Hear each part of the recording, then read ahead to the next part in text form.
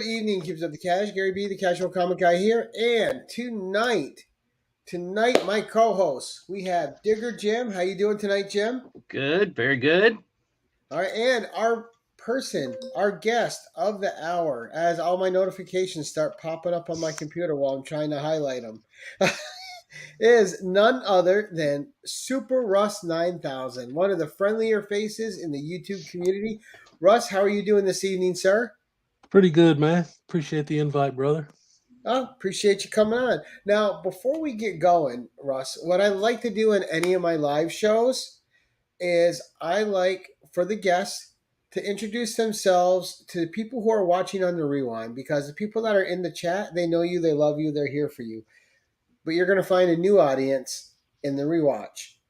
Now, who is Russ and what is your channel about, sir? Oh, man. I always have the hardest time describing stuff like that. My channel for the longest time really didn't have much of a focus other than comics. But lately I've been narrowing it down to like certain things. Like I've been doing superhero and supervillain origin stories. I like the Scarlet Spider one was fun. Yeah. And I've been doing like retro game flashbacks of like just highlighting some of my favorite PlayStation games from the past. I know. Nice. And we'll say a quick hi to the chat. We have the Jackson Roy Kirk. How you doing tonight, Jackson? We, of course, have Bill coming in to bust on Jackson's balls a little bit. How you doing tonight, Bill? Psychedelic Comics, how are you, sir? We have Simple Simon. Good evening, buddy. How are you? We have Roger. How you doing tonight, Roger? Glad to see you, sir. All right, and we have Ignacio. Ignacio. Right, it's good evening, Ignacio. You and Nick had a good show. I'm sorry I couldn't comment more. When I do get to catch you guys on Thursday, it's while I'm driving, and so I'm listening then. Jerry the Jitterbug, how are you this evening, sir? One Shot Comics.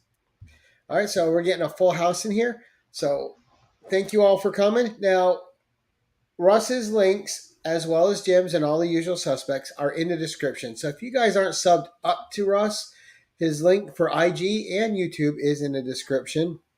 And Russ, we'll start with the interview. We'll start with a few basic questions for anyone that doesn't know you. And one of the most basic questions out there is, how did Russ get into comics? Oh man, it all started when I was a kid. Well, my very first introduction to like any superheroes, I was 6 years old, and that was the first time I saw the Christopher Reeve Superman movie.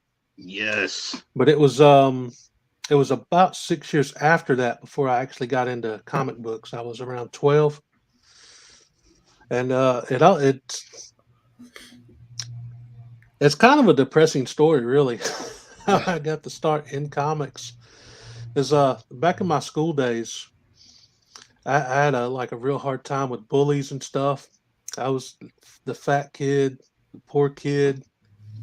I had duct tape holding my shoes together and stuff. And I was just constantly either beat up or picked on or made fun of. And it just made school a nightmare. And I always walked to school every morning.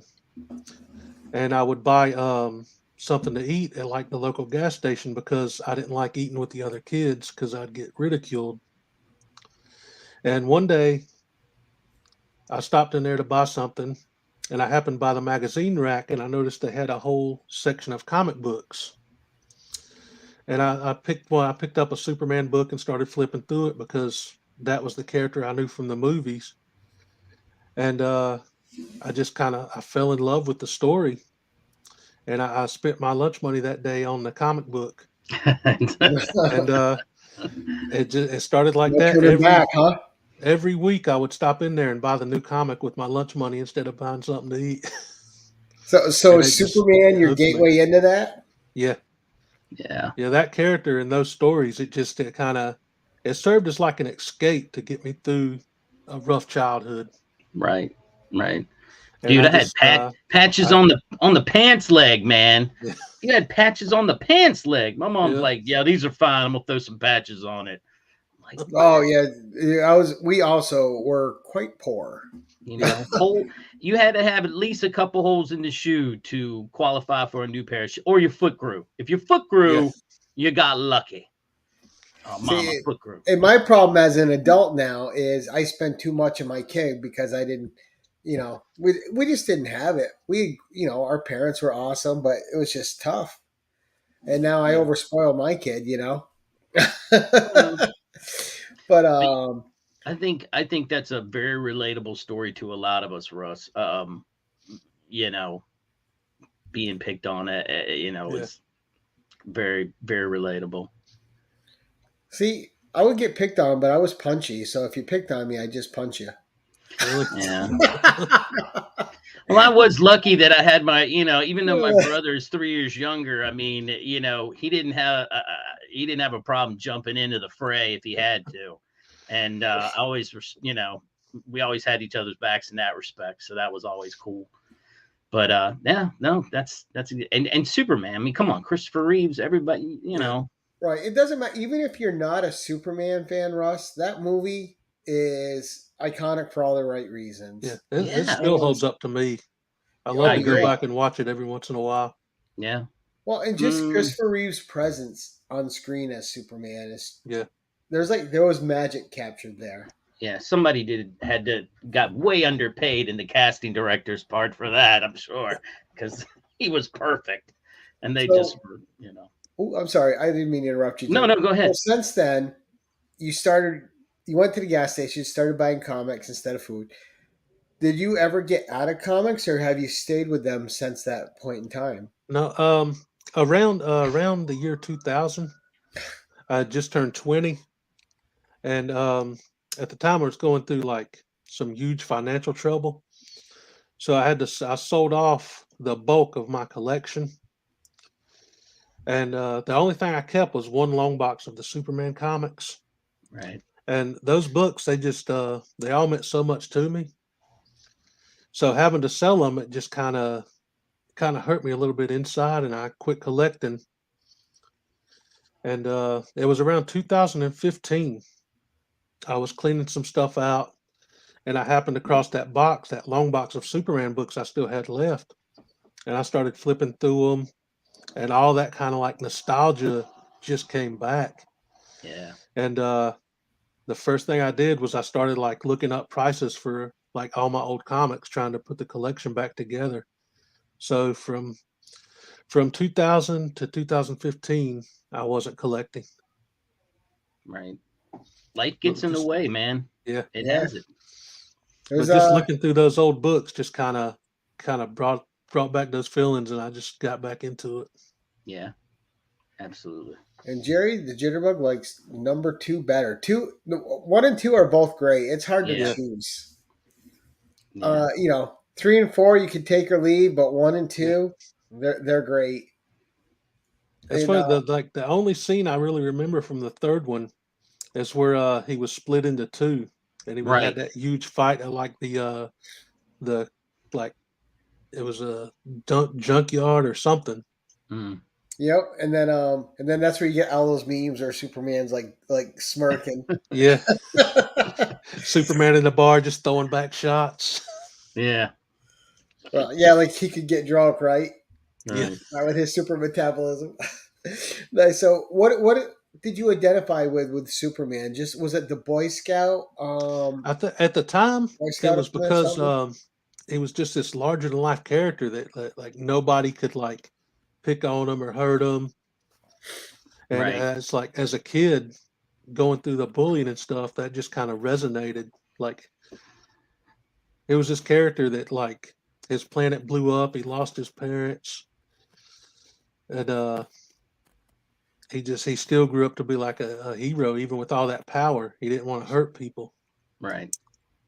Now, did you ever see Brightburn, Russ? No, it was kind of like if Superman grew up. It was an original story, but kind of based on the idea of a Superman.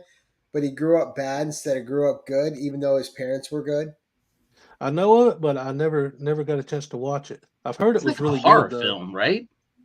It's it's a horror. It's good, but But it's like, what if somebody with that power just did not care?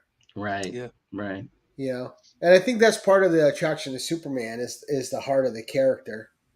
Yeah. I think the Injustice universe. I don't know if you're familiar with those comics or games. Oh Oh yeah. yes. Superman did turn. Yeah, those I love those. Those are some great stories. I mean that last animation they did with the Joker taking out, Lois, pushing him to the final edge. Yeah, That's it's just insane. I mean, that was I've a watched it crazy like three story. times, just going, oh my gosh, oh my gosh. I mean, it's and the way he does it, he's just so. This is the way it's going to be now.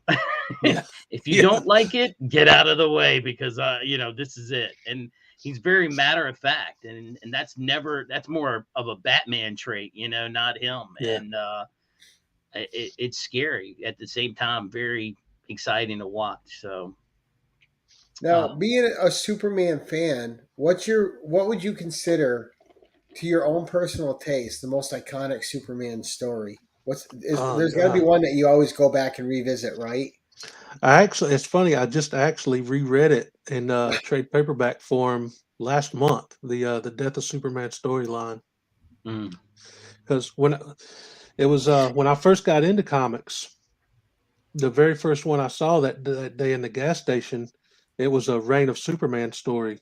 So Superman had already died in the comics, and the four had taken over. It was the one with Eradicator, okay. and that kind of made me like look up like the death storyline, and that's when I first found out about that happening. So I went back and started hunting the old issues where I found most of them at a local flea market. Nice. But yeah, that storyline always stuck with me.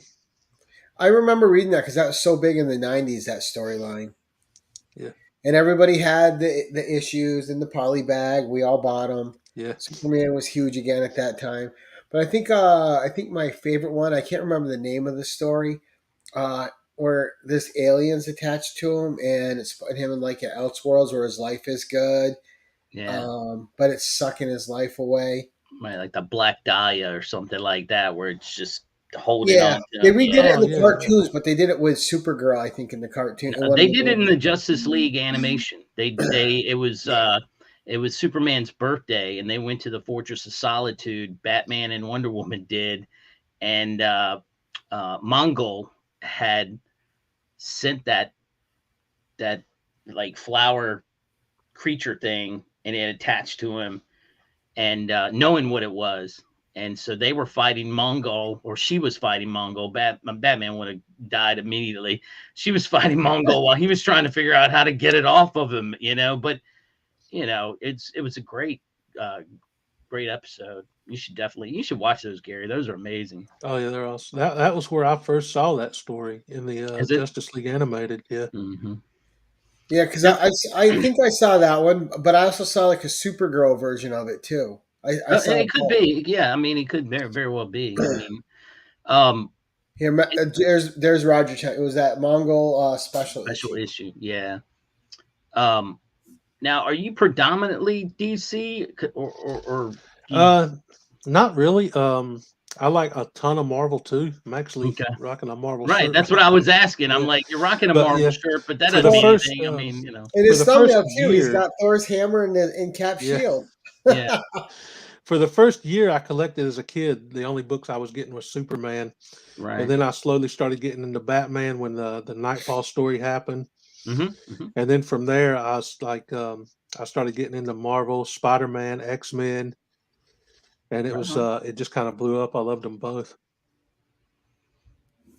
Oh, they're fun now. Yeah, no doubt, no doubt. Now, also when you were a kid, because I like to talk about this on In the Hot Seat, because these are always special to me, and our kids don't have it these days. And that's the Saturday morning cartoons, Oh and God, it was an event every week to sit there and yeah, watch them, right? And also that was your piece, your weekend piece from school, right? It was yeah. just getting there and sitting in front of those cartoons. And were you playing it in front like the rest of us, just watching your Saturday mornings Oh, religiously? absolutely, man.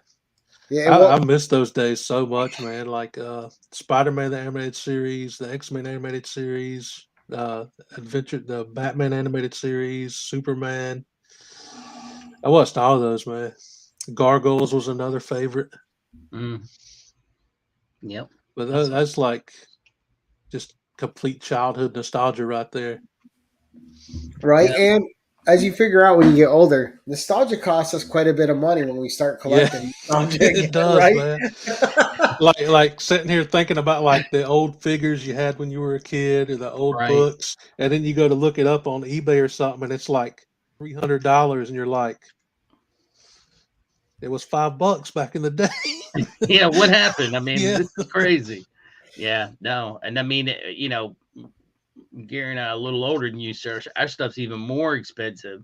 We start Right. looking at things going, damn, I remember when I yeah. had that and it only cost like $3. I mean, what happened to this? So, No, I Yeah, think man. I think Wonder Woman could beat Superman too, though. Jerry. Jerry's saying that Superman's the strongest, but that also has a lot to do if he's in a universe with a yellow sun. Yeah. But I think it also depends on like the version of Wonder Woman, because they've had stories where she's been completely like totally godlike power. Right. right.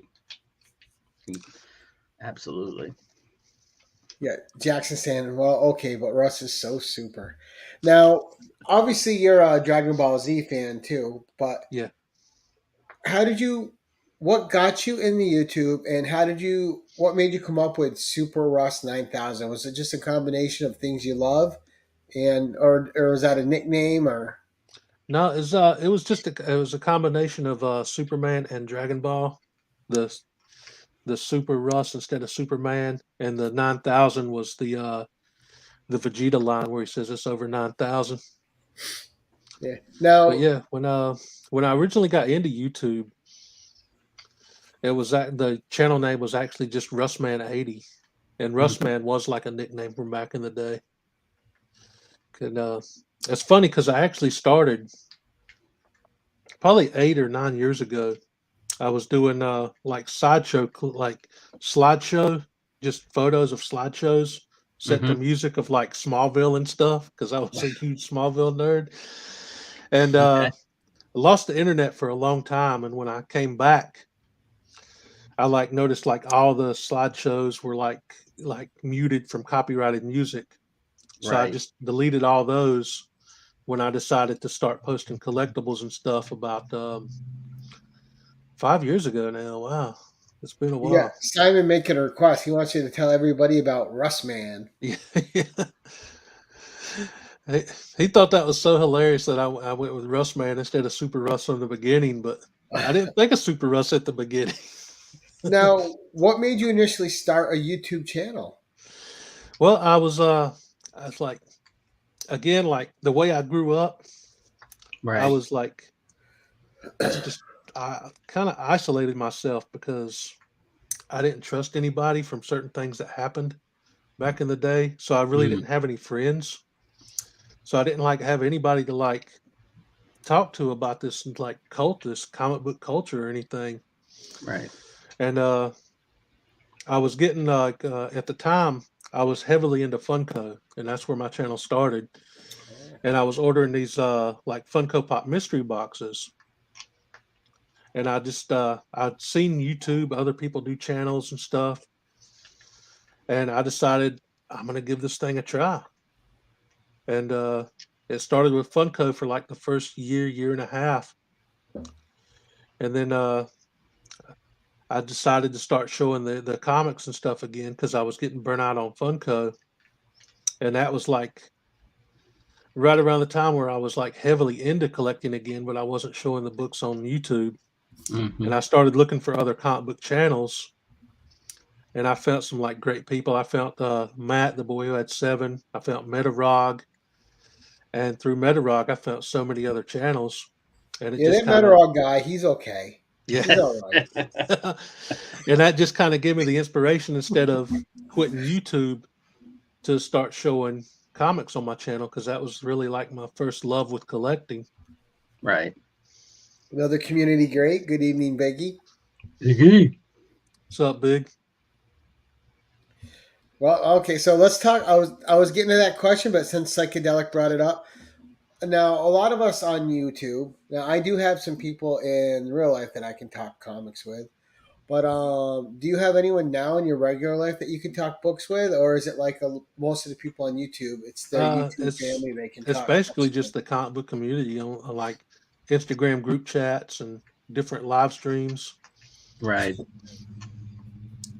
But you know what's interesting is is the movies have brought about, like I think one day, I don't remember, one day I was at work and I don't have to dress up for my job, and I had like a Batman tee on, and it was somebody visiting from another office, and they stopped and were like, "Do you like Batman?" And I was like, "Yeah." And then they just wanted to start, do you collect comics? And I'm like, yeah. And then they just wanted to talk about that for the next 10 minutes. I'm like, I don't even know who you are. Who are you? So I think the movies are a gateway to help Yeah, people that never did that talk about it. Well, So it's a little bit easier. and I think we saw that incrementally, right? Because you think back in 1989 when the first Batman movie from Tim Burton came out, his first Yeah. Batman movie, you didn't really see people wearing um, superhero T-shirts. But Mm-mm. after that Batman movie, even the people that were considered jocks or whatever, everyone was wearing that Batman symbol yeah, shirt. You could see it Yeah. like, every time you went out, somebody was wearing it, Yeah. and that's helped a little bit get it into the culture. And I Right. think the other movie that did that a lot was The Crow.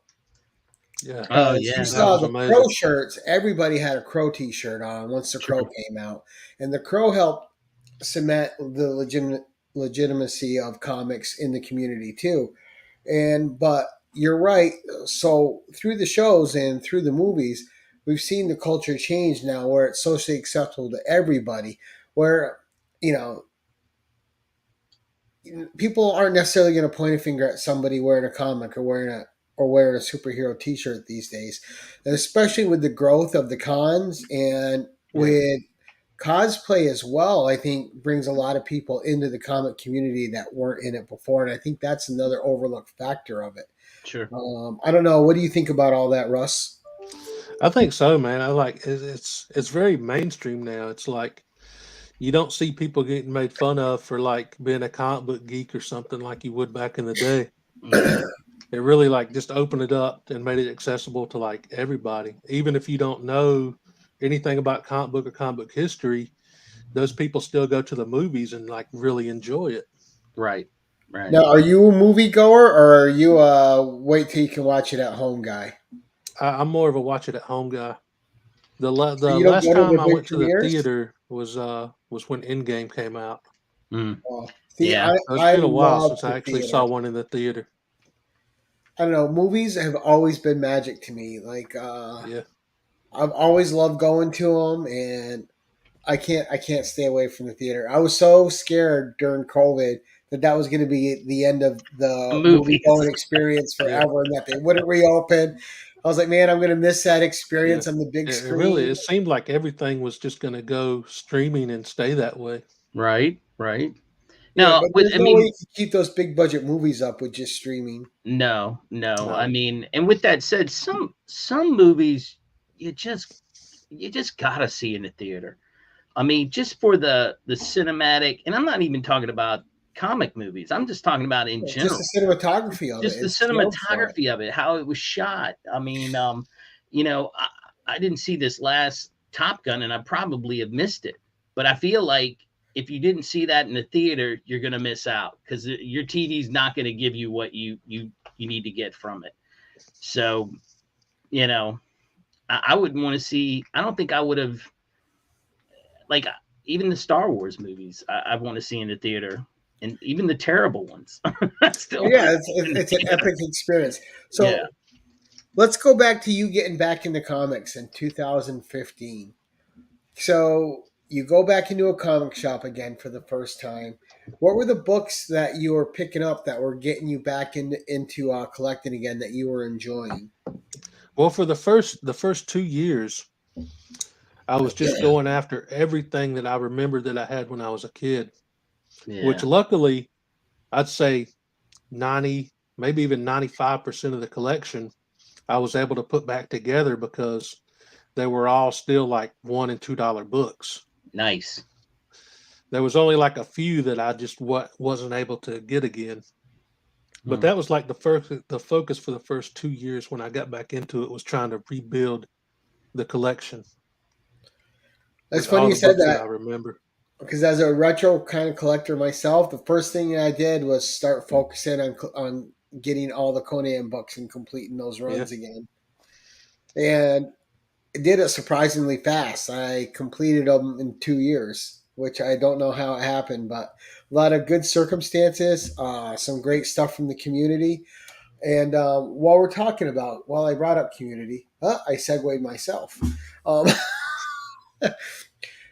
When you started YouTube, and you said you were kind of a recluse, kind of an introvert, was it hard for you to open up to the community? And what got you to the point where you got comfortable with opening up with the people that were in the community? Well, I'd say the first year and a half or so, I hadn't really found anybody yet. And a guy that I was watching at the time, Captain Charisma, he was another Funko Pop channel, and he commented on one of my videos when because I would always watching his stuff, and when he found out I had a channel, he started watching my stuff and just kind of brought me into like a small group of people. It was like me, him, and 4 other people, and we were just like a little clique, and it just kind of grew from there. He gave me my first shout out that pushed me over my first 100 subs. Oh, nice. And we're really close. And eventually he stopped doing YouTube to focus on his career, and a couple of the other people left and stopped doing it. And that's when I was starting to get bored with Funko, and I was considering quitting the channel. And I was just doing a random gameplay stream just for fun. And that's where Matt, the boy at 7 from the comic book community, first found my channel and introduced me into the bigger community of comics. Like with the Funko, it was just me and 4 other people. And Matt just kind of opened me up to this whole world, this whole community that I didn't know was so huge. And it just it kept going from there, man. Yeah, the community is quite big. I think the Funko community has grown in the last 2 years too. It's probably Funko a lot bigger than when you were too. doing it. Yeah. But yeah, the collectibles community is amazing. And so you got past your first 100. Now here you are, a couple years later, and you're over 1,000 subs. So you've been finding your audience. You've been having a lot of fun. You obviously know great people. You have, Jackson Roykirk's in here, Jerry the Jitterbug, Simple Simon, and we won't mention Bill or Metarog. We'll just leave those 2 alone. And but you met some good people, and you also met Bill and Metarog. So, kidding, guys. I love you guys. And there's Chris from Retro Comics. How you doing, sir? But has the community become a big part of your channel? And I also want you to talk a little bit, besides the community being a part of your channel, the challenge that you had set for yourself when you were doing the 365 days of videos. And I want to hear this. Well, the reason I started that is because I still deal with a lot of anxiety and depression, and I wanted to give myself this goal to do this, to just make myself do something every day instead of just constantly trapped in my own head with anxiety. Sure. So that was the main reason I started doing it, to just give myself a focus every day to work on something. Like Taylor Winder's book, where he did art every day for a year. In his underwear. He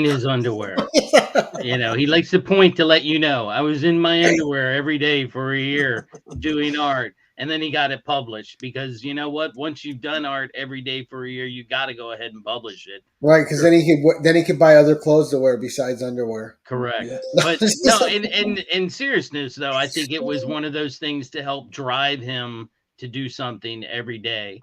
So yeah, I get that. Well, I think too, YouTube's definitely done that for me. Like I don't know how you feel about it, Russ, but I didn't plan on being on YouTube. This is something I started to learn about it because you know this generation of kids, they don't grow up on cable TV, they grow up on YouTube channels Yeah. watching content creators, which is a lot harder to police. And I knew one day my kid was probably going to be making content on YouTube, so I wanted to know what was going on with that and the ins and outs. Sure. Here I am, like 2.5, 3 years later, but It's certainly it amazing how wasn't a fast journey. time goes by, isn't it? It Isn't is. it? And it certainly wasn't a journey I expected to make, or I didn't expect to stay here. But this is my zen now. It provides a daily focus for me because that's why I do shorts. Hey, you got to put out a video today. The only time I don't is if I'm not feeling well. Then I'm not going to sit there and record a video when my voice is all jacked up. But it gives me something to focus on every day. That's just mine in my life. That I get to focus on. I'm putting something out there that other people enjoy, which has its own kind of fulfillment to it, right? Yeah. And it's my zen. It's where I go to relax. I'm not the go to the bar and drink guy. Same here. I'm a homebody. I like to be at home, and this fits very snugly in being a homebody type of personality that I am. Even my best friend, he's a homebody too. Now, we both like sports a lot. I'm a huge hockey guy. He's a huge football guy, my best friend. But the reason we get along so well is we're home people. And when people ask us to go do something, we're like, yeah, well, I'm good, but thanks. Yeah, exactly. Yeah. I appreciate you thinking about me, but no. Yeah. So agreed, but Jerry likes to drink. Well, that's all right. You're drinking at home, Jerry. The best thing about drinking at home is your bed's right upstairs, buddy. You don't have to worry about getting home. You're already there. When you're ready to go down, you can go down, even if it's in your basement while you're fixing a book. Yeah. Yeah. Don't do it while you're fixing a book, Jerry. Yeah, can you see Jerry waking up with a book with like methicellulose that's stuck to his face? Wait, what happened to the Shazam? It's stuck to his face. Right. Oh man. Mike Night Tiger's comic is on the side of his face. Yeah, right. No, but that would be bad. Is this an escape for you, Russ, or is this like a zen place for you to go? Is this your retreat? Yeah, it is. Like when I first started, it was just an outlet to show off like the geeky things I like. I never dreamed it would grow into what it is, where I would like meet a whole community of people with like that were like-minded and love to collect too, and like genuine friendships really for the first time in my life. Sure. Now, was it hard for you? Because you said, and I'm not trying to bring up the past and pain, but was it hard for you to trust that at first, and then now that you're in it, like, because when I reached out to you to be on the show, you were pretty open and pretty accepting, and like, yeah, I'd love to do that. Yeah, it was at first a little bit like I was like when I started, I didn't know how to edit or make thumbnails or do any of that stuff. Oh no! So I made like a video asking like how people do that, like what would be the best like thing to download on my phone to be able to do that. And I got a message like on Instagram, like somebody offered to make my thumbnails for me, and I'm just like, who would do that? And I was just very untrusting of it at first. And I don't think I answered the message for like 2 days. And I was like, okay. And then like ended up becoming really good friends with this guy. And it just, awesome. He's like told me the right program to download to be able to edit the videos and stuff. So he kind of taught me how to do the whole process of editing and making thumbnails myself. Right. Oh, I Like, do it for on the my first- phone with an app. That's about as far as my expertise goes. That's exactly what I do, man. My phone here, I film Yep. everything. I film everything. I got the PowerDirector app and a That's what PixArt I app for use. the thumbnail. Yep. And yeah, I've been doing that ever since I learned how to do it on my phone. Like the laptop that I have here, I have no idea how to do anything on the laptop, man. Really? See, and It's I like don't the have only any thing I way. use this for is going live. Yeah, I That's don't. what I use mine for.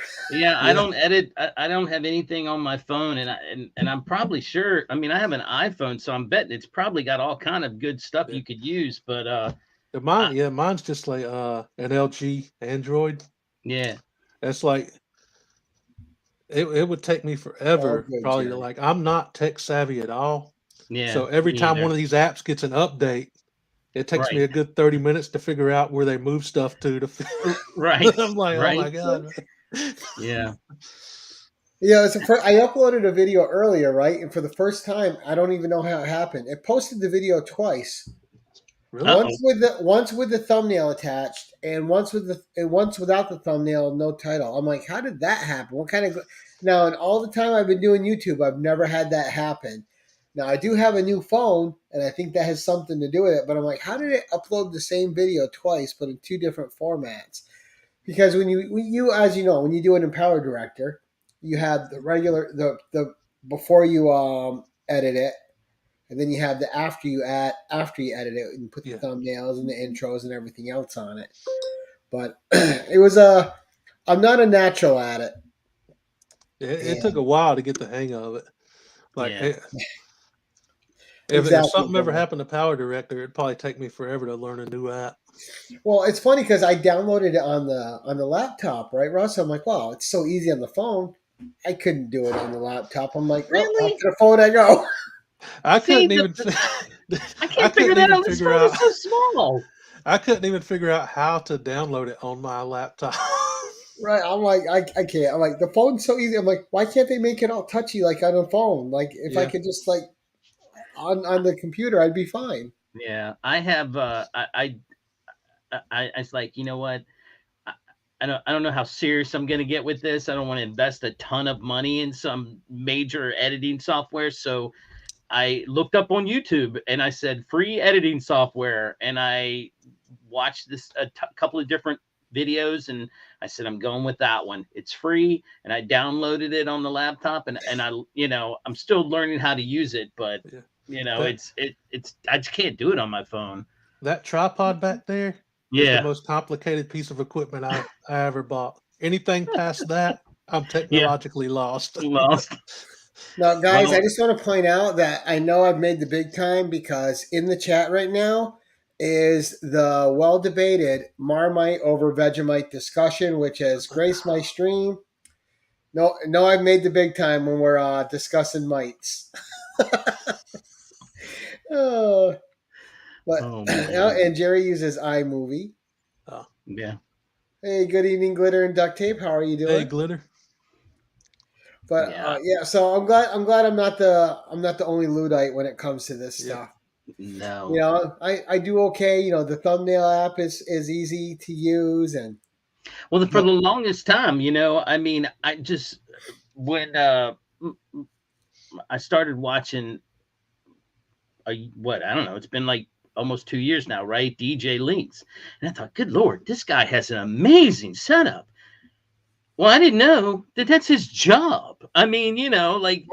No wonder he's so good at making videos. This is his job. He edits he's like everything. A television producer. Right. So I was like, this isn't even fair. This is like, he's a pro editor. And, I said, well, that's what you shoot for one day, but that's nowhere near where you are now. So I was like, damn, no wonder he's so good. So I want to go back a year too, Russ, when you were chasing that 1,000 marker, because that was crossing 1,000 is a big goal. Yeah. Now, when you really got focused on that, was that just like a personal thing you wanted to accomplish, or was there something more to it than that? I think as it got closer to it, it became more and more of like a goal, I guess, because like I couldn't believe the channel ever got past 100, much less where it is now. And when it Right. started actually getting closer to that 1,000, I couldn't like fathom. So it's Yeah, like, this is actually going to happen. It just blew me away. Dude, I couldn't believe I got past 10 subs. So Yeah. right. Uh, That's awesome. oh, we have got the Vegemite debate going. So the other toxic spread you Aussies insist on spreading that stuff. Now, Russ, have you being friends with Simon and Graham? Oh, do you weigh in on the Vegemite versus Marmite debate at all? No, I just sit back and watch. Let No, them I've go. I've never I've attempted never to had try either. either. Yeah. Yeah. No, I've seen them in the store, but as you know, here in the States, because it's imported, it's like $8 a bottle. Because I saw Oh, them really? talking about, like, oh, I'll try it. I'm like, $8, yeah, I'll sit there. Yeah, hard pass, hard I'm pass. good. I don't even know if I'm going to like it. I don't want to. Yeah. That one spread, and I'm out $8. Yeah. And you don't have I didn't anybody even you know can they give it sold it to. over here. I've never tried looking for it. Yeah. I'm sure I could get it. I mean, somewhere I'm in Maryland and not too far from DC, and they have, it's an international area. I'm sure it's somewhere in one of these stores down near DC. I can find both of them with no problem. But I'm again, like you, Gary, I'm not going to pay $8, $10, $12 for Just to a try jar something. this big for something that I may go, it tastes like feet. No, thank you.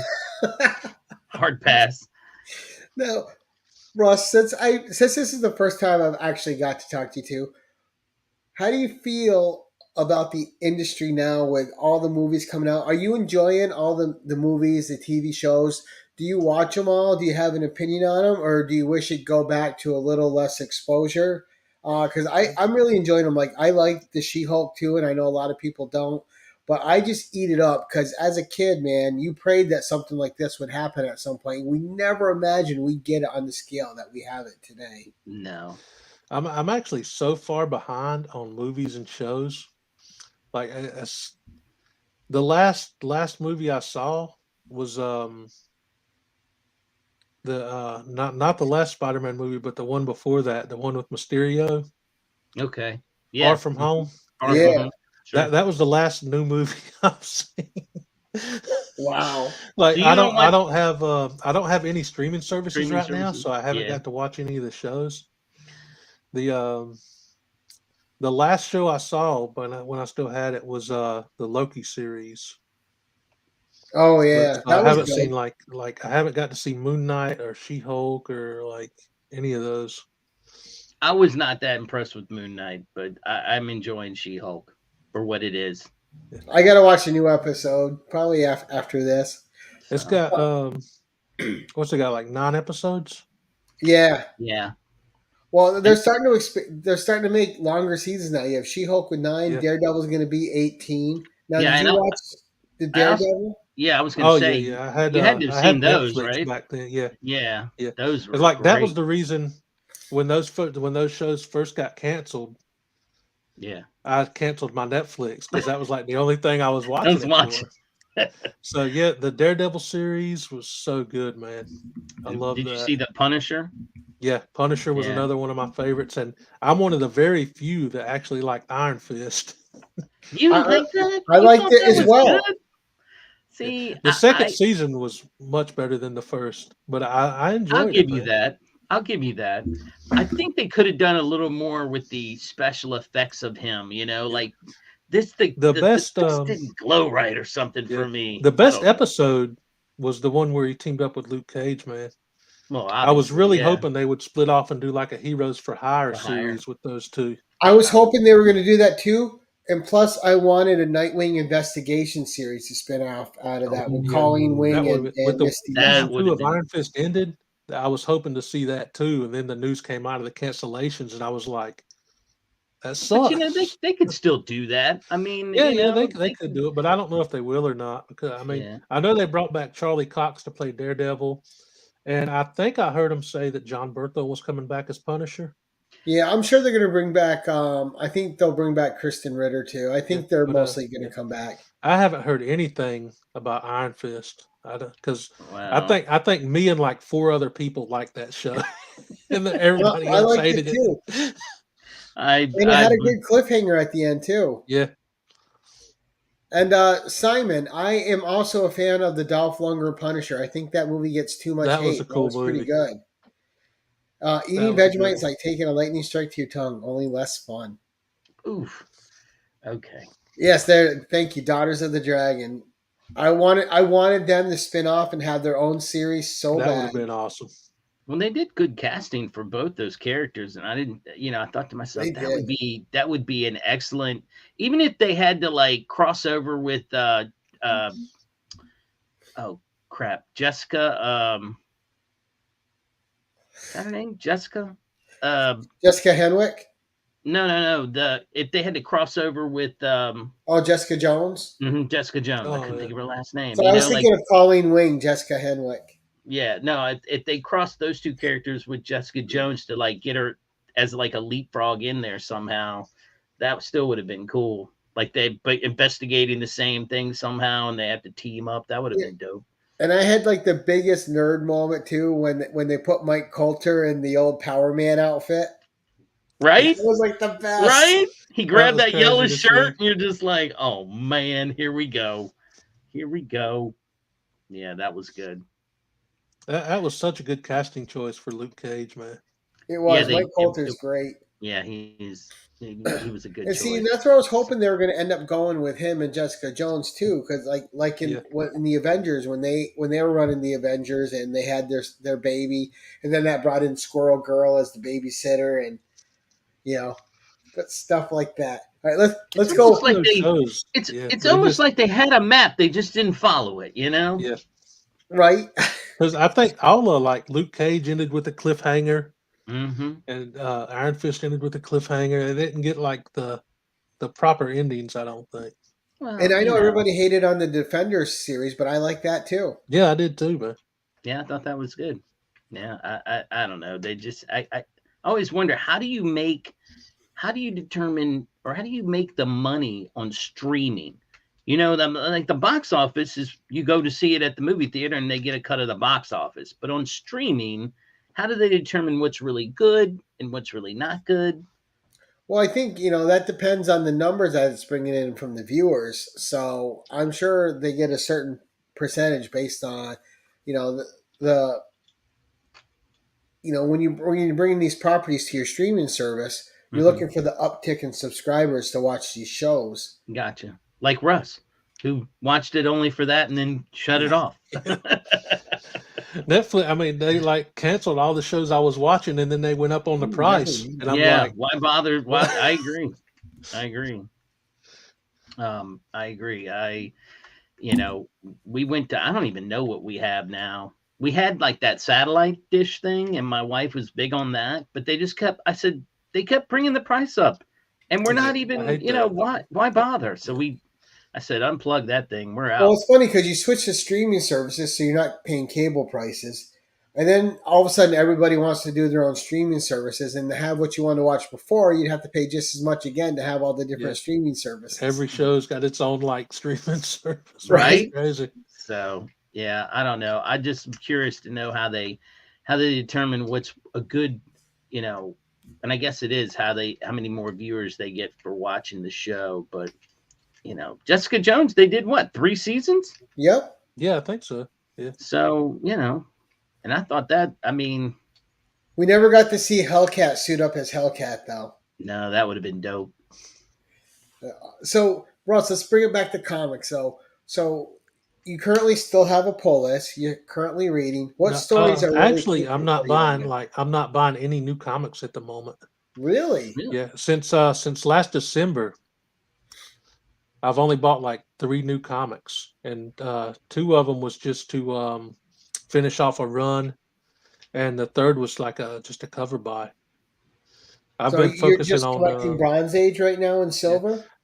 yeah, I'm trying to because I've got pretty much all the books back from the 90s that I wanted, and I started like reading Bronze and Silver Age stories and kind of got hooked on those. So that's like my focus in collecting right now, Bronze and Silver Age. Right.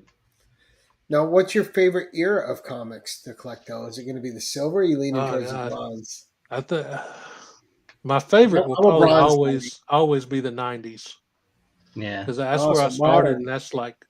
and that's just like the closest thing to my heart. But Yeah. I'm loving like the cheesy, like funny stories from the Silver Age and stuff. It's almost like a whole different language too. Yeah. When you're reading it, it's like, "Come on, chum, we're going, we're Yeah, going to," you know, it's and you're like like, "He said chum." just fun to read, man. Or just some of the innuendos they got away with back then. Yeah. You Oh read it yeah. today, you're like, oh my gosh, how did this get by everybody in the editorial office? And That you're was just, rolling, you're like, I'm glad it did. It Like was today, good it gets stuff, so man. heavily censored unless it was an indie that you yeah. would never see that. That's because the editor was, had a scotch in one hand and a cigarette in the other as he was reading, laughing all the way, and it was just a different time back then. So, with not collecting moderns at the moment, what are your current comic collecting goals? What are you looking to accomplish right now in your PC? Oh man, there's a few like I've got a Golden Age Superman book, so Oof. it's kind of a goal to get at least one Golden Age Wonder Woman and one Golden Age Batman to kind of complete that Trinity.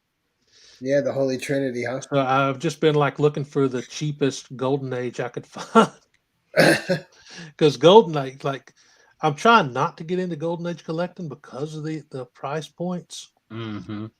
But I just that's like a loose goal to at least get a Golden Age Batman and Wonder Woman to complete Well, that there's a trinity couple of channels books. out there that can teach you how to get those at a good price. Yeah, Jerry I the know. Jitterbug, Night Tiger Yeah, Comics, they I've been get watching a good lot of deals on Night their Tigers. golden. Been watching a lot of Yeah. Night Tigers Golden Age hauls, and he like finds such great deals, man. I'm in like a real small town. We got one comic shop that sells nothing but new stuff, and I Right. got one comic shop that sells just back issues. And they never have like anything really super good Right. or any good deals or sales. Like they That's eBay tough. price everything. You see that's what's good about here in Rochester, New York. We have about 5 or 6 different comic shops around here.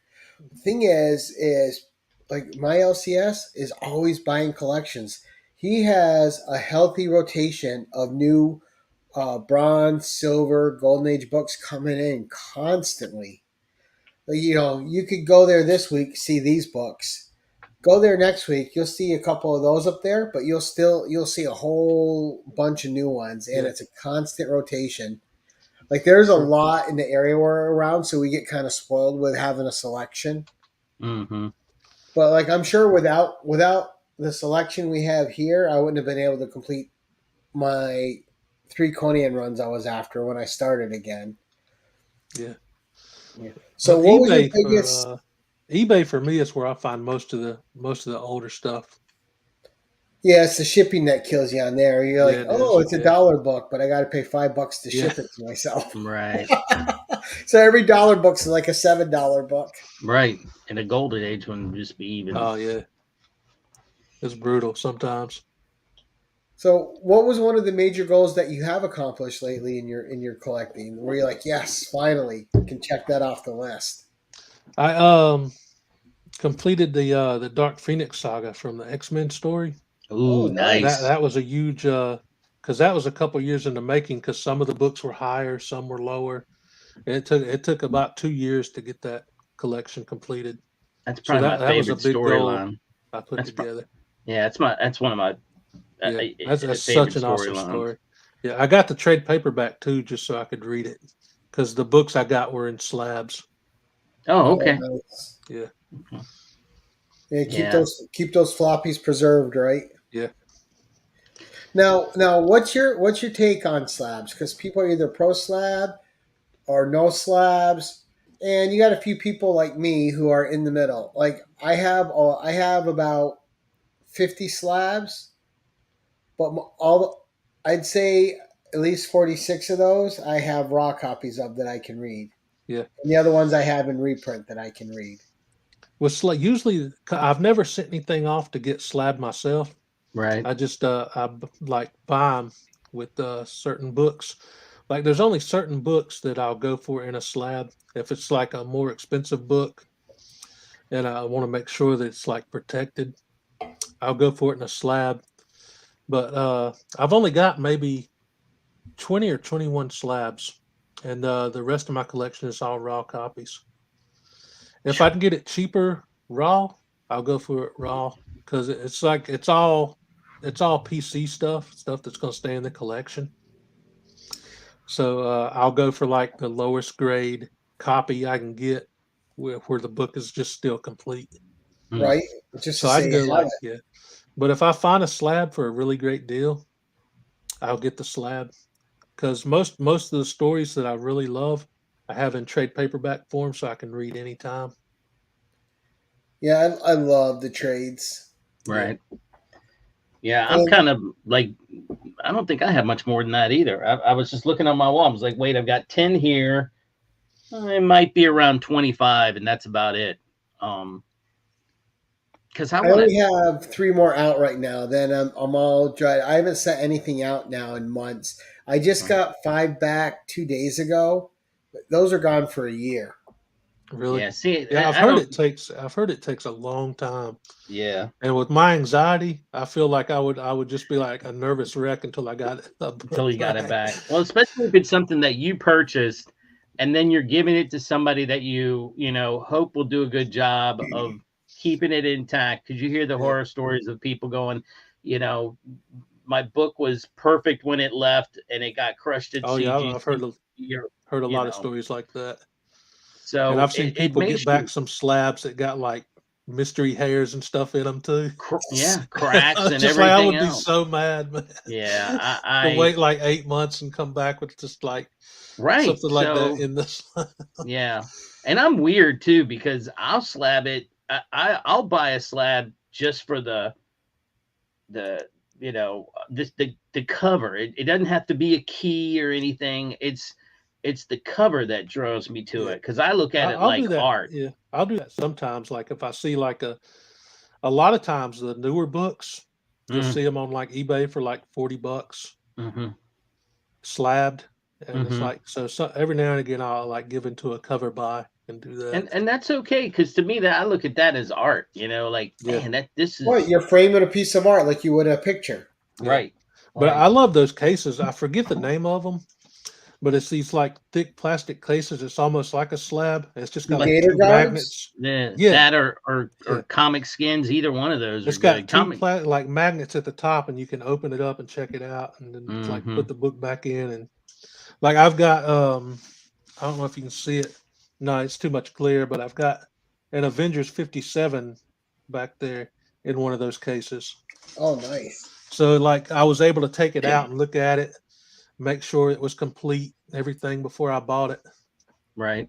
Now let's go up here to Metarog's comment because Roger and I have talked about this quite a few times, as I have with a few other people in the community.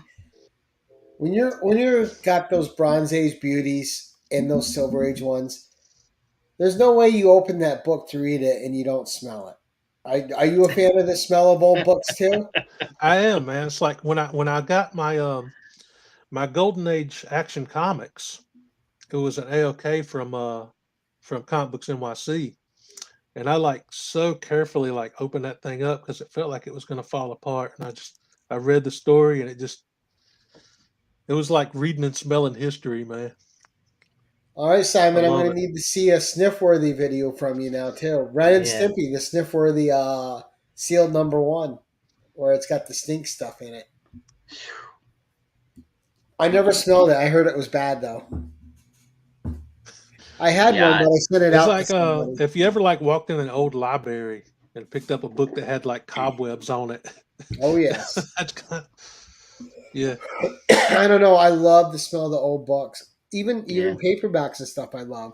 Yeah. All my old Conan pulp books. It's just I open it, I'm reading it, I'm like it's definitely a comfort thing. It just I don't know if it just triggers the nostalgia or what, but Well, yeah, it's definitely part of it. Definitely. I don't know. I And he just says that Ren issue stinks. yeah, I've heard it does. I've never sniffed it, but I heard somebody else tell me the same thing. It was nasty. Don't don't sniff it. So So, Russ, do you have? We all have guilty pleasure characters we collect that we just love the character. They could be a D-lister, they could be an E-lister. But do you have one of those characters that you like that it seems nobody else is on board with that you collect and just absolutely gel with? Oh man, there's so many characters I like, man. I've joked about it in group chats before with Matt's. Like, I've got 25 favorite characters in my top 5. But yeah, there's like almost everything I read, I end up loving, man. I think Booster Gold is one I think not a lot of people like that I like. I'm a fan of Booster Gold. right. Um, I really like his like original run and his '90s books and his team ups with Blue Beetle. Mm-hmm. Those were fun reads, and I don't know if Booster Gold has a big fan base or not because I've never heard anybody talking about him. Right. But Well, I that's a think it's character one I of those really like. characters DC just doesn't do a lot with. He Yeah. just did have a 6-issue series come out where he was partnered up with someone. Yeah, Blue and Gold. Yep. Blue and gold. Yeah, it was a relaunch of the Blue Beetle in him. But yeah, I That's heard like there was going to be a movie or something, and I think it got canceled. well, I know they're doing or let me back up. There were shots shown on a movie set of the new Blue Beetle, Jaime Reyes Yeah. Blue Beetle, and they're taking that kid from Cobra Kai, the TV, or the Oh, really? yeah, the one Hispanic kid from Cobra Kai is playing Jaime Reyes because somebody dropped some pictures online, and you see him in the suit. So there's been an effort to put that guy on. So I don't know about Booster Gold, but definitely Blue Beetle for sure. I would love to see the old Charleston Blue Beetle. Oh, yeah. Yeah. I remember reading those as a kid and loving them because I got like 5 or 6 of them in a box from someone. And I just thought those were incredible. Yeah. My brother always used to pick up the Ray, a DC character called Yep. the Ray, and I enjoyed reading those. When we'd swap, I was like, I don't never heard of this guy. Let me read this. So there's always somebody like that that's in your collection, and you're just like, Yeah. I really like this, and nobody ever, Yeah. nobody else I looks at it. I vaguely remember the Ray from a couple crossovers with Superman. Right. And he's I got think that was when he had pretty good art on it too. The Ray, his number one issue cover is pretty good, and Yeah. the look of him really reminded me of Nova from the Nova Right. Corps. Yeah. Yeah.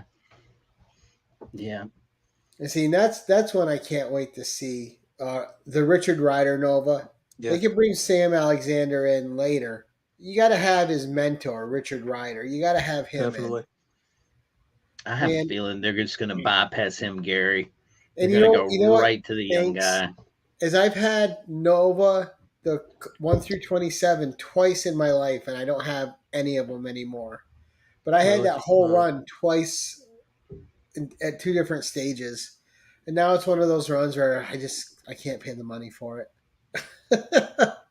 It's amazing sometimes what like when you look it up years later, what's gone up in price and what hasn't. Yeah. Right?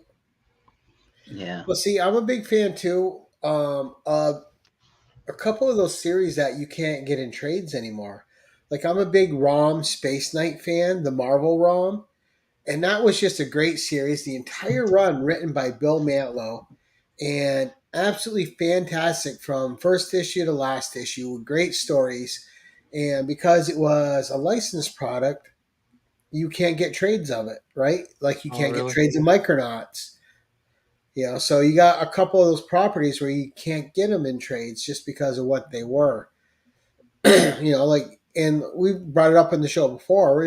Rogue's second appearance is in ROM. I Yeah, think it's like 37 or something like that. Something. I don't remember. I think it was 17. Was it? Was it earlier than that? Maybe it was. I think it was 16, 17 because it had Yeah, it had her and Mystique, and but Yeah.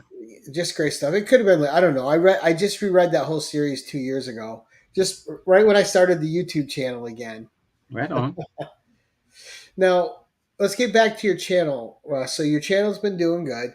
You're well over your 1,000 marker now. What are your new goals for your channel going forward? Have you put anything new down for yourself that you want to accomplish? Well, I guess the next goal would be hitting 2K, and maybe actually finally one day getting monetized, because I still don't have the monetization hours. Right. I think that comes with a lot of, I don't know. I don't know how that works, to be honest with you. I think like the biggest thing was when I first started, I was like, all my videos were like super short, which Sure. they're still like short videos, because I didn't live stream anything. It took me like almost 3 years of doing YouTube before I got comfortable enough to like do a live stream. And see, I didn't realize that live stream is where you build up those hours. So I was Yeah. just making videos constantly. But then when you go back and you learn how to do the research, you know, it doesn't matter if you make a 3-minute video or a 10-minute video. People watch about the same amount of time of them, right? Right. They watch about 20% of whatever the video is, and then they're off to something else because that's the attention span. Yep. Right. The You know, sweet unless spot it's a supposedly, the the sweet best way spot to is go. like 7 minutes, I think. Somebody said like one day the sweet spot is like, if you could get it done in 7 minutes, they're probably gonna watch the whole thing. But anything over 7 minutes, Yeah. Yeah, Well, I've noticed that like when I keep my videos between like 4 and 6, 7 minutes, I yeah, usually get more watch time. If I yeah, do something longer that's not a live stream, yeah, it's like it drops off huge. yeah. and if I would have known that live streams were as easy to do as they are, I would have jumped on board a long time. And especially if I knew how they built hours on your channel. It's 'Cause funny though, because I had like so much anxiety back in the day. If somebody would invite me to a stream and I would like see that, I would like not answer the message or try to come up with like an excuse to why I couldn't do it, because streams, like, I don't know, they just made me so anxious and nervous and scared to do. It took Sure. me a long time to get comfortable doing live streams. See, I wasn't scared about being live. I was scared about messing it up tech wise because I'm like, oh, it's got to be complicated. But StreamYard makes it so easy. Oh yeah, Like, StreamYard this made is it the part that much easier. intimidated me Yeah, was the tech part of it. yeah. Right. StreamYard made it way like, I'd say I've probably only been streaming regularly for maybe a year and a half. And when StreamYard came out, it just made it so much easier and simpler. Absolutely. I think Jerry's talking like Jerry's having a couple beverages tonight. Jerry, No, but Jerry, you're awesome, sir. yeah, but Jerry's is also, he's doing something while he's, you know what I mean? If he has a 40-minute video, we're gaining something from it. If I'm sitting over here for 40 minutes going, look at this, look at this, it's not the same. You're actually learning something. Yeah. So channels like his where you can learn stuff is like so great to watch, man. Right. You want those to be a longer channel. Yeah. See, Jackson Rutherford watches at 2x. When he watches my videos, he watches it at 6x because you can only take so much ugly. All right, my eyes are starting to hurt. Let me up how fast I'm watching this. You can get some dancing girls up in there, Gary. Right? But yeah, now, I've joked about like getting a Gal Gadot cutout to put in my back. Let's ask Gal. What she think? Yeah. Now, what did you think of her Wonder Woman? Because I think she is the literal highlight of the DC universe. Oh, absolutely, man. I love her as Wonder Woman. It's like that first scene in Batman versus Superman where she like flew in. Yeah. Oh, amazing. Oh man, that was like the highlight, one of the highlights of that whole movie, man. Probably one of the better highlights of it. Yeah. Right. without a doubt. Exactly. Now I can see Jackson watching like this when he's putting his thumb over my face, so he's just looking at the comics. Uh, oh yeah, when she came on and that theme, and I don't know if any of you have ever watched the Tina Gal video where she's playing the Wonder Woman theme. It is amazing, just the way how hard she's playing that cello and hitting the chords. Like you'll watch that video, you'll watch it over and over again. It's like that just was pure just epic. talent, so good. And she performs a lot with Hans Zimmer as well. But Really, Right. I remember when she first got cast for Wonder Woman, I was like, I wasn't sure because the only thing that I saw her in was like one of the Fast and Furious movies. oh, I don't. Yeah, I never watched those. I'm not a Fast and Furious fan. Oh, really? I haven't Oh, seen yeah. the last three. I don't think I've seen. I think after Paul Walker passed, I kind of quit watching those. But she kind of has like the same presence that Linda Carter did. Like she Yeah. comes on screen and Yeah, commands the Wonder Woman presence. Like you feel she it. really like took that role and crushed it, man. It was awesome. Yeah. That, and she has like to play Wonder Woman, you kind of need like an otherworldly beauty about you, right? Something exotic about how you look. Mm-hmm. Yep.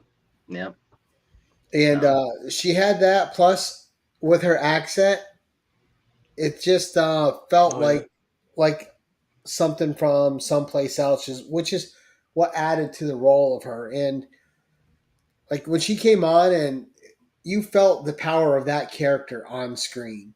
Right. Yeah, that was like one of the few moments where I've gotten like chills watching a movie. Mm-hmm. Yeah. Yeah. Her first one is excellent. I'm not thrilled with the 84 I still haven't movie. seen Wonder Woman 84 yet. She's still great as Wonder Woman. It's just the script's all over the place. Yeah, that's true. I'm not thrilled with the way it was written. So But yeah, I'm hoping DC gets back on track with their movies in the next couple of years. well, and I'm a Batfleck fan too. I thought Ben Affleck was great as Batman that was and awesome, Bruce man. Wayne. Yeah. And he was the most physically imposing Batman we've had on screen. Like the scene that sold it for me with Ben Affleck as Batman was the warehouse fight scene. Because I swear that was like watching. Yeah, that was like watching or playing the Arkham video game. Man. The way he was just all over the place, just crushing heads and busting people up. That was it was brutal too, like Batman would be. So good. Yeah, it's like I won't kill you, but you're not going to wake up for a while. You were dead. Well, if you get a chance, watch the new one. Watch the new Batman. Yeah, I still need to watch. I've heard it was really good. It's very good. It's a raw Batman, because it's basically their version of Batman Year 2. I mean, he comes out and tells you in the movie, "Hey, I've only been doing this for a little over a year or two." Yeah. So it's glitter and duct tape. You hate the Ben Affleck Batman more than you hate Val Kilmer and George Clooney Batman? Yeah, come on. I'm legit asking. It's okay if you do. I'm just kind of curious now. It's not okay. my favorite Batman will probably always be Keaton. Yeah, well, just because that was the first like real Batman movie I saw. Yeah. And that Batmobile design from that movie is still my favorite. See, I was not a fan of. Everyone loves him. I'm not a fan of Christian Bale as Batman. Really? I don't. I think his voice and the weird ways he contorted his face doing the voice. Yeah. None of that ever felt that was a like Batman should feel. It just felt like a caricature. I was like, ugh. Like I almost laughed a few times when he was. I think he made a pretty good Bruce Wayne, though. I thought he did. I thought the Heath Ledger Joker and him were a good setup. Yeah, that was I like that movie. Graham's trying to start a fight in here. Oh man, Gray Man. Gray Man's just that's rubbish. Is there a timeout button for Gray Man? Yeah. Oh, that's true. Really? Wow. See, and I when he was Batman and Bruce Wayne, I thought he played both great. Yeah. And that's what I thought Keaton was really good at too. He could play Bruce Wayne and Batman. And the other ones, they had a hard time. They either were really good at one, but not as great as the other. And even the new movie, Jim, I agree with you. I really like the new movie. Great Batman. I knew he was going to be good in the role because he's a great actor. Even though Right. people bitched about it because of Twilight, Right. but Yeah. they bitched about Michael Keaton too, and they bitched about Heath Ledger. They're going to bitch about whoever you cast. Yeah. Could Yeah. you Or one imagine if they movie would they have don't had like like them in or something. if they would have had like Twitter and stuff back when the '89 Batman movie came out? Right? Oh Right? yeah, they would have. It would have been. It would have I been mean, you're talking horrible. about a guy that was what? He had done Mr. I can't. Mom. Yeah, for I can't crying believe out Mr. loud. Mom is Batman. Yeah. So I mean, I was just like, I thought it was great though. I Yeah. mean, Like I was 9 when the movie came out, so I didn't know anything about Keaton's previous acting stuff. I just knew that he was Batman, and I was going to watch it. right, right. One of my favorite Michael Keaton films is Multiplicity. I love that freaking movie. I don't. You guys have I never remember seen it? seeing. I remember Yeah, seeing like a trailer for it back in the day where he's split into two, like different people, yeah. but I've never seen the actual movie. I don't think. With what's Yeah, her name? Raj. I can't think of the. Was it Addie McDowell or who was it that played the woman in it? Which one? Was it Addie McDowell? And Multiplicity? Yeah, Yeah. yeah. Yum. Yeah, Andy McDowell. Yeah. Multiplicity is just one of those classic comedies. I need to check that out because I'm pretty sure I've never seen it. Well, yeah, it's just. Poor Beth. I think everybody has their phase of who they like, Yeah. and for whatever reason. Like, Oh, I know when I'm in the minority when it comes to not caring for Bale. And I'm not picking on Bale. He's obviously a great actor. Just didn't care for him in that particular role. Sure. I would have liked to have seen those movies like branch out into something that like bring in like I know they tried to keep it like realistic and not bring in like outside forces, but it would have been cool to see like something else from the DC universe in there. Sure. Even if it was the Flash, bring the Flash up in there, just like a cameo or crossing something. over. Yeah. Yeah, I mean, just crossing over for whatever Something reason. to connect it more. He's a detective, and the Flash is a forensic detective. So I mean, Now, what do you think of Cavill's Superman? Seeing you're a big Superman guy. Oh man, I really, really enjoyed Cavill's Superman. I think Cavill I loved Man of Steel. Oh yeah, it was so good to me. But I know a lot of people hated that movie.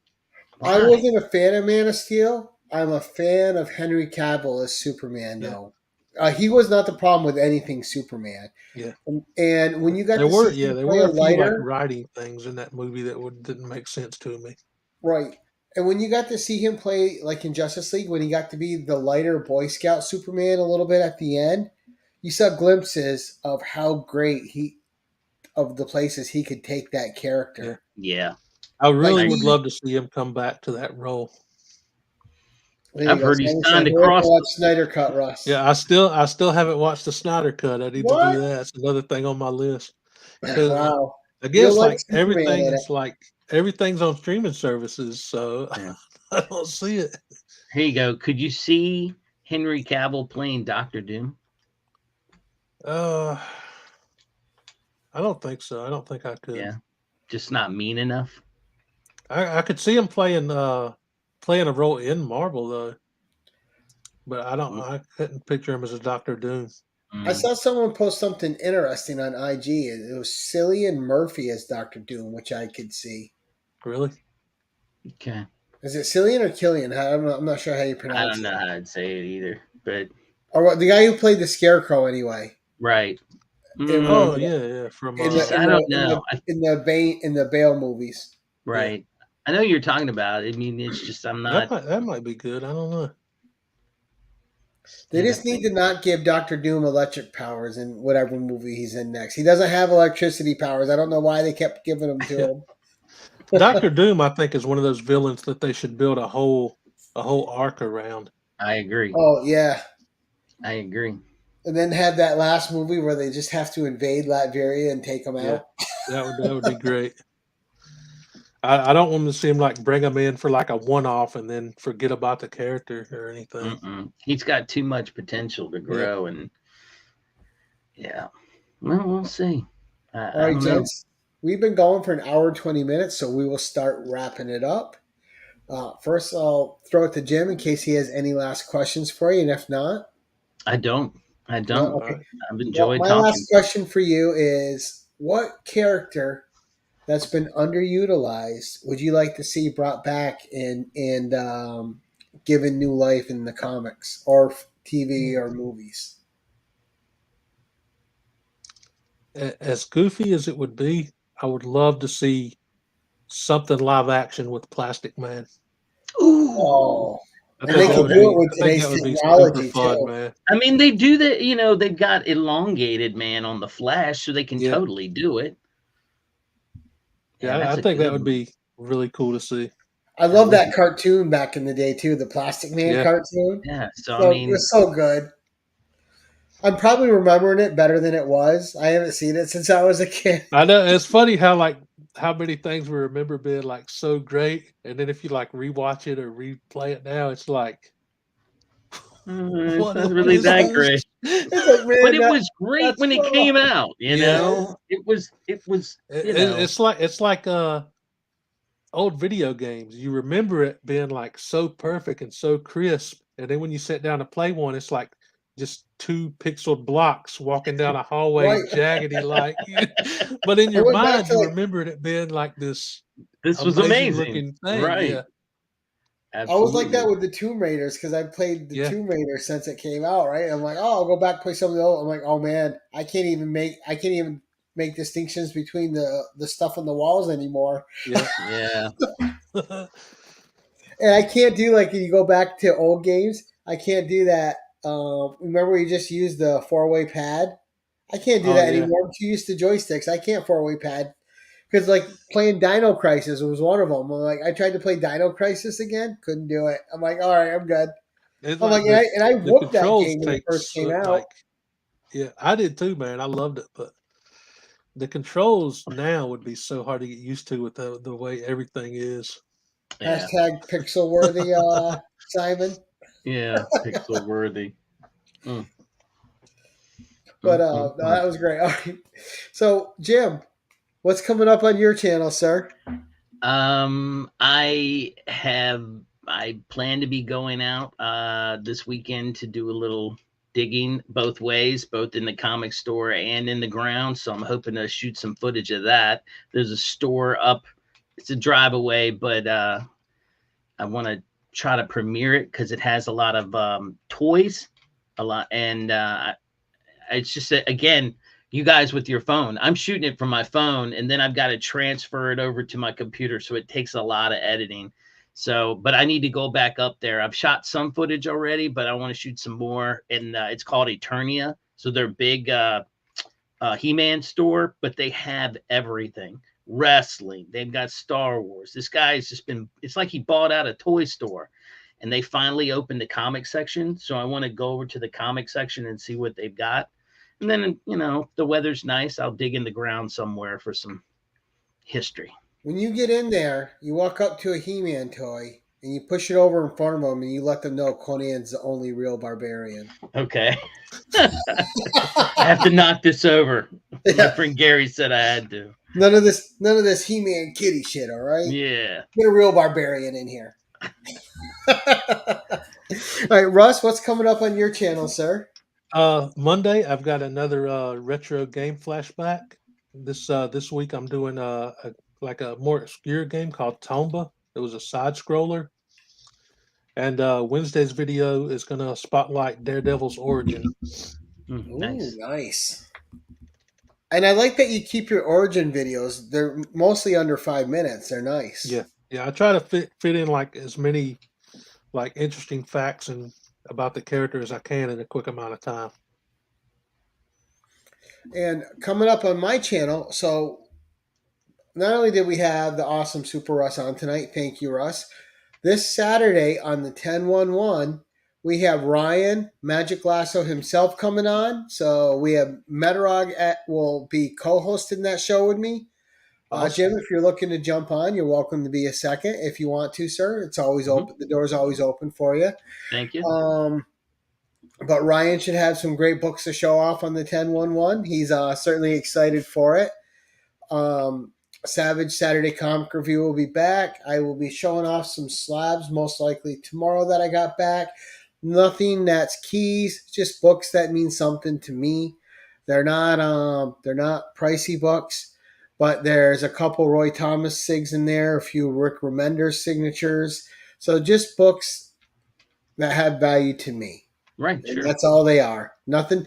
There's no major keys. There's no big ooh-wah. Nothing glittery. Just That's nice personal books. Cool. And but I want to thank everyone who came out in the audience tonight to watch. We had a great, fun chat going the whole time. Even the Vegemite Marmite chat was really funny. And I'm going to have to get Graham to send me some Marmite. I'm going to have to get Simon to send me some Vegemite, and then I'll taste test them on the channel. Oof. And do my live reaction to trying them out. There you go. Just get two big spoonfuls at the same time. No. You have to cleanse your palate and then do another one. So you have to experience the pain twice. Oy. Exactly, Jackson. Woohoo, Ryan Roger. Oh yeah, and Gary. That's about accurate, Jackson. Thank you, buddy. That is very true.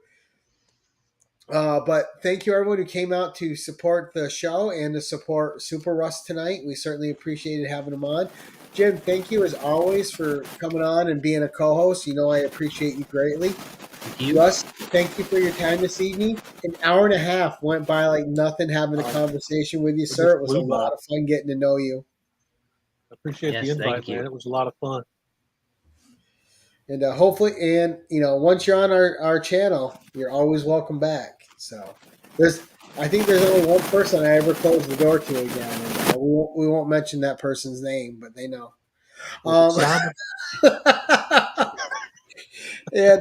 But that's it for tonight, guys. Until next time, keep it casual. Attention all, use channel sponsor Rogue Trader at theroguetraderutah.com and my code Keep It Casual for 10% off your comic cleaning and pressing needs. Remember, when submitting your books to be graded, use a trusted professional.